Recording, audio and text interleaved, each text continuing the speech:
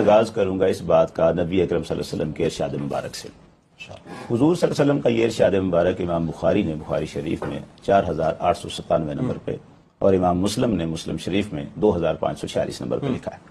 اس ارشاد مبارک میں آپ صلی اللہ علیہ وسلم نے ارشاد فرمایا لو کان الایمان عند السریہ لنالہ رجل او رجال من حولہ۔ یہ بات آپ نے سلمان فارسی رضی اللہ تعالیٰ عنہ کے کندھے پر ہاتھ رکھ کے دست مبارک رکھا اور فرمایا کہ اگر ایمان سریہ کے قریب ہوگا، سریہ کے پاس بھی سے اس کی قوم میں سے ایسا فرد یا ایسے افراد آئیں گے جو وہاں سے بھی ایمان کو لے کے یہاں لے آئیں گے، یہاں تک لے آئیں گے۔ یہ ایمان جو سریہ کے پاس بھی ہو اور سلمان فارسی کی قوم یعنی فارسی النسل، امام ابو حنیفہ رحمۃ اللہ علیہ فارسی النسل ہے۔ اب کیسے کہا جائے کہ یہ حدیث امام ابو حنیفہ کے بارے میں ہے؟ علامہ جلال الدین سیوطی رحمۃ اللہ علیہ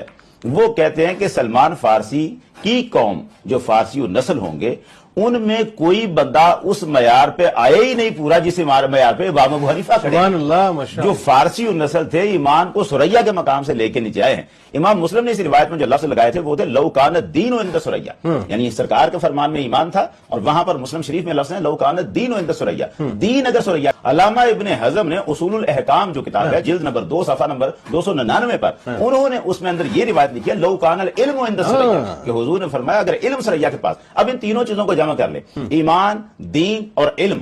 یہ اگر سریہ کے پاس بھی ہو۔ علامہ جلال الدین سیوطی اکیلے نہیں ہیں اس بات میں، ان کے شاگرد محمد بن یوسف دمشقی یہ کہتے ہیں، وہ کہتے ہیں کہ ہمارے جو شیخ ہیں سیوطی ما جزم بہ شیخنا، انہوں نے جس بات پر فیصلہ دیا ہے نا کہ ان ابا حنیفہ هو المراد من هذا الحدیث ظاہر لا شک فیہ، وہ کہتے ہیں کہ انہوں نے جو کہا ہے کہ ابو حنیفہ ہی اس حدیث کی مراد ہیں، کہ یہ بالکل ظاہر بات ہے، اس میں شک کی کوئی نہیں۔ اب جو شخص اس معیار پہ کھڑا ہے کہ وہ ایمان کو، دین کو، علم کو سریہ سے لے کے آتا ہے،